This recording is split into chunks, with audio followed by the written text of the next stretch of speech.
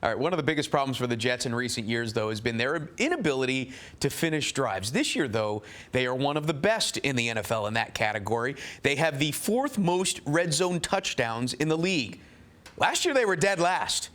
After the game, I spoke with WFAN Jets beat reporter Chris Lopresti about why this offense is so effective in the red zone. It's a combination of everything. It's this offensive system. Chan Gailey, I think, has a nice feel for what they're trying to do and maximizing the talent they have.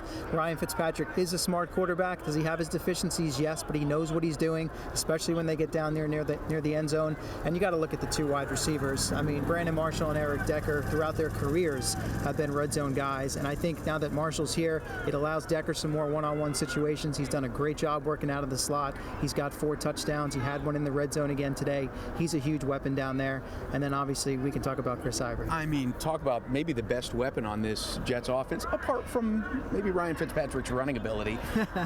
Chris Ivory, another 146-yard outing. Brandon Marshall's been singing his praises for weeks, and as he said, many people were laughing at him. Nobody's laughing now because Ivory does look like the best running back in the NFL. He does right now, and it's probably the best back-to-back performance he's had in his career. It's the first time in his career he's had over 100 yards rushing in consecutive games. This is a guy, since he's come to the Jets, you've seen signs of what he's capable of, and for whatever reason, under Marty Mornhinweg the last couple of years, they'd get away from him. He'd come out strong, and then all of a sudden you wouldn't see him for what seemed like an entire quarter, or the scheme they were running didn't quite fit what he was all about. Again, back to Chan Gailey, he's finding ways to get Chris Ivory loose, get him the ball in space. The offensive line's doing a tremendous job up front, and I think Todd Bowles has talked about this. It's not that Chris Ivory's necessarily a fast running back straight ahead, but he has great feet, and you see it the way he waits for holes to open up. He can bounce a run outside. We know he can lower the shoulder and deliver a hit inside the tackles. Caught a couple of balls out of the backfield today.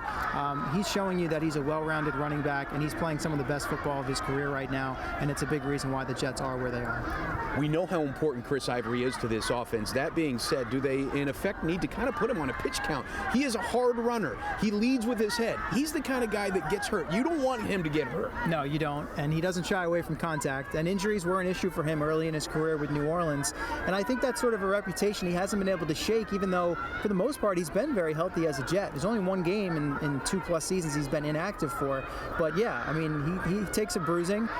They're done with their bye week, so after today they've still got 11 straight games to get to. We know he's a focal part of their offense.